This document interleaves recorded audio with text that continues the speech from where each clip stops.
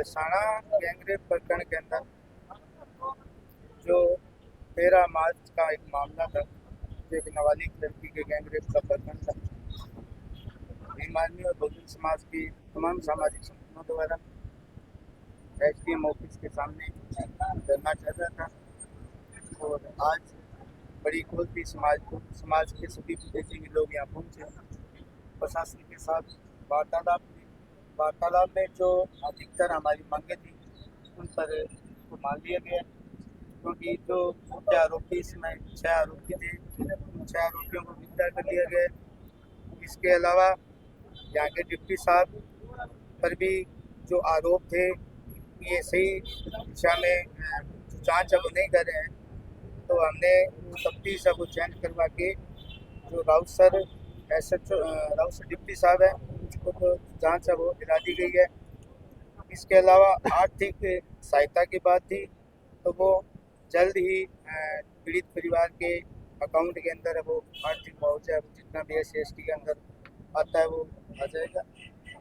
और एक जो सबसे संदिग्ध इस मामले में जगदीश जी थे, जो पूरे मामले को कुछ चंद पैसों में रफा दफा करना चाहते थे। वो तमाम यहाँ के लोग और गांव के लोग और पीड़ित परिवार द्वारा बताया गया था कि वो हर तरीके से इस मामले में लिप्त है। तो हमारी मुख्य मांग ये भी थी कि उनको है वो लाइन हाजिर किया जाए, बर्खास्त किया जाए।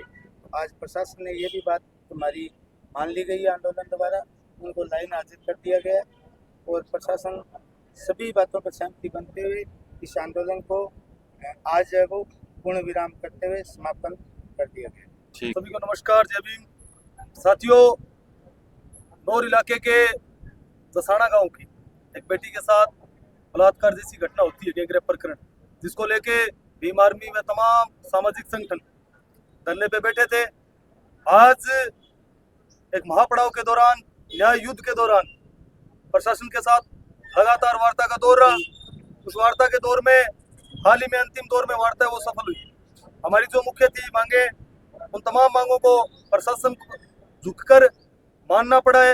ये इलाके के तमाम लोगों की जीत है। निरंतर सुबह से नौर इलाके के और नौर के अलावा भी हनुमानगढ़ से, गंगानगर से, चूरू से, बीकानेर से, भिन्न भिन्न क्षेत्र से न्याय प्रिय लोगों ने आके उस बच्ची को न्याय दिलाने के लिए इस प्रशासन को झुकाने का काम किया। मैं उन तमाम लोगों का धन्यवाद करता हूँ, क्योंकि ये लड़ाई किसी व्यक्ति विशेष की नहीं थी। हमारा जो इलाका है वो न्याय प्रिय क्षेत्र है और इस प्रकार के क्षेत्र में एक बलात्कार जैसी, गैंगरेप जैसी घटना होना कहीं न कहीं इंसानियत को शर्मसार कर देने वाली घटना है।